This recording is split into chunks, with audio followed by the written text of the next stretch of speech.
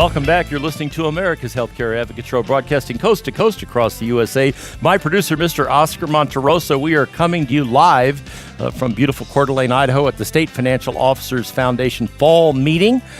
In studio with me, Derek Kreifels, President, State Financial Officers Foundation, Ron Crane, State Treasurer of the State of Idaho, National Chair, and Allison Ball, State Treasurer of the State of Kentucky, National Vice Chair, joining me in studio today. We're talking about all things financial that are impacting the states. A lot of this mirrors what's going on in the federal government, so I think it's fascinating to hear how they have tackled these issues, whether it's underfunded pension plans or healthcare, whatever the case may be. And, think about how that conversation could take place in Washington, D.C., if we could get them all on the same page or at least in the same book.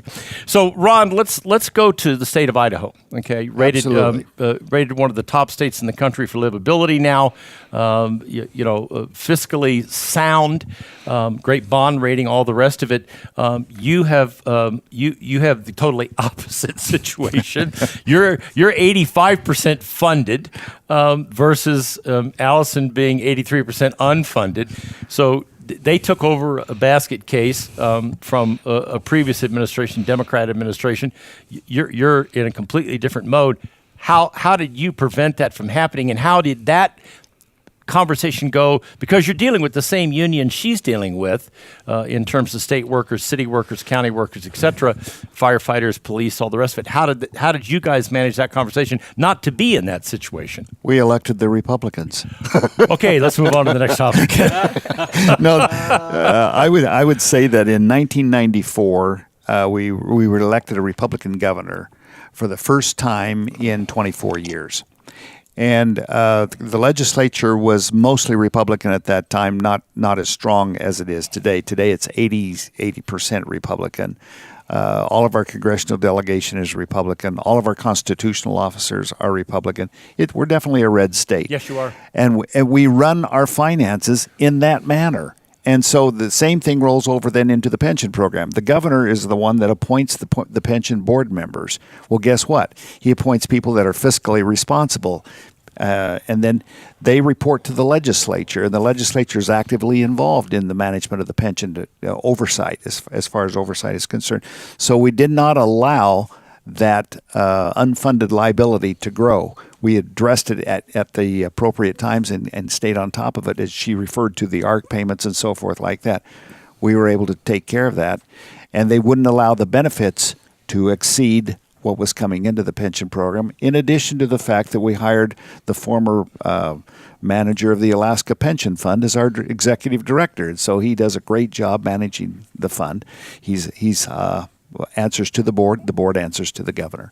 So having said that, and I get that, what is your relationship with your unions? Or they're having, I think back to what was going on in Wisconsin when Scott Walker, it was chaos what they were trying to do to him when he was trying to pass the simple right to work. You don't have to pay union dues that are automatically deducted out of your check without you having a say. So, by the way, it's fascinating. After that was passed, 72% of the members that were paying dues stopped paying dues because they weren't being forced to pay them. So how does your relationship with your unions work in this environment where you've got a structurally sound program that is funded? Prior to serving as the state treasurer, I was in the legislature for 16 years. I came in 1983. And when I first came in the legislature, if you went north of the Salmon River, which is what we consider the dividing line between the two time zones, we're the Mountain Time Zone and the Pacific Time Zone. If you went north of the Salmon River, you couldn't find a Republican legislator. They were all Democrats, and the unions were extremely powerful because you had the timber industry, the mining industry, and the unions were strong in those industries.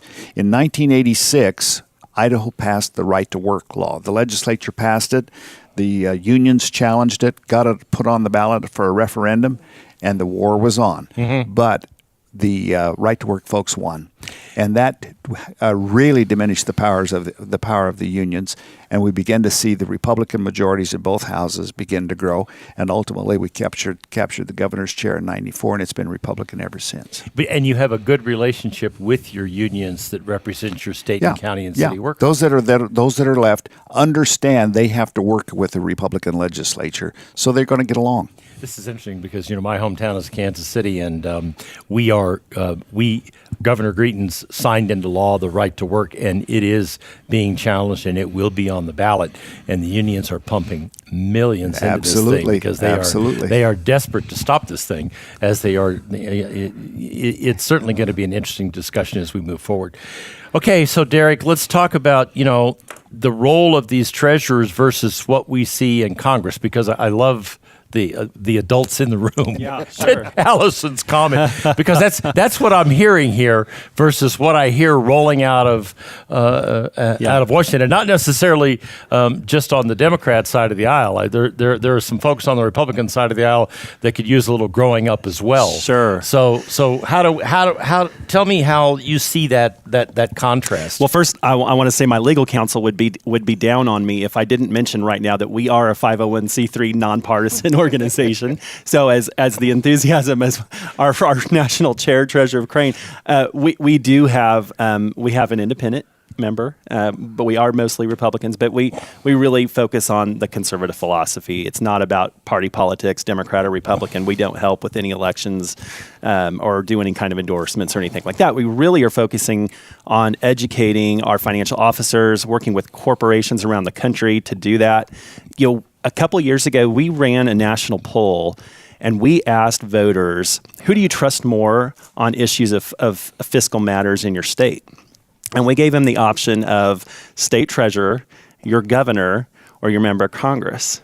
And the members of Congress, obviously, for obvious reasons, they scored usually less than 10% I would on think the poll. So. The governors were floating around 20%, and the national the treasurers that were all scoring around 70% or just under 70%.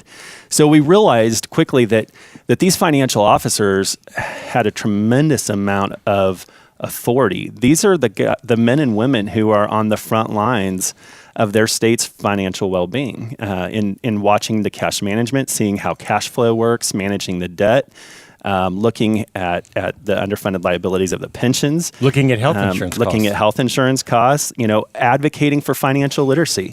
We have treasurers from North Dakota to Mississippi who are doing phenomenal work in educating kids by not adding another government program that the state has to pay for, but by working in public-private partnerships with various companies to educate kids on financial literacy. So what we've been able to do, we were invited to the White House this year, earlier in June. Treasurer Ball, Treasurer Crane, and myself and some others were able to go to Washington. We were there in the House on the day that the House passed the Financial Choice Act, which was exciting. We were able to go and speak about that to several of our members. We had the opportunity to meet with Leader McConnell in the Senate, and then had the opportunity to meet with some of our White House officials, and really just appreciated the opportunity. And that's the thing that now SFOF is kind of going to that next level, where we've had Treasurer Crane in Washington to testify in front of U.S. Senate Banking Finance Committee. On an issue specific to the way that treasurers invest their short-term funds in money market funds. When the SEC or one of the federal regulatory agencies change a rule that negatively impacts states or suddenly costs their state taxpayers significantly more money, we want to be able to chime in on that and help members of Congress understand how those rules, many times with unintended consequences, are really, really hurting the bottom line in their states. And now the other thing that we're really proud of is we're starting to see our members, one of the things that we spend a lot of time on is professional development and training, helping them to learn how to communicate better, how to connect with their constituents more, give them tools. And now we've seen one of our first member to kind of graduate to Congress, Kansas Treasurer Ron Estes, was elected in the special election this last year, and is now serving in the 4th District of Kansas. And so we're really proud of that. I hope we're going to see that a lot more in the future. So we should look for Allison. I think Allison and Ron, Allison in the not too distant future. And governors and attorney generals and so on. So we have a lot of talented men and women, and we're really encouraging them to continue to lead in the way that we would love to see them lead. It's encouraging, and I think it's good for the audience to hear this. I think, I don't care whether you're listening to me in Florida or Illinois, or if you are in California listening to us, or you're in Texas, wherever you may be, this is a message that you need to hear.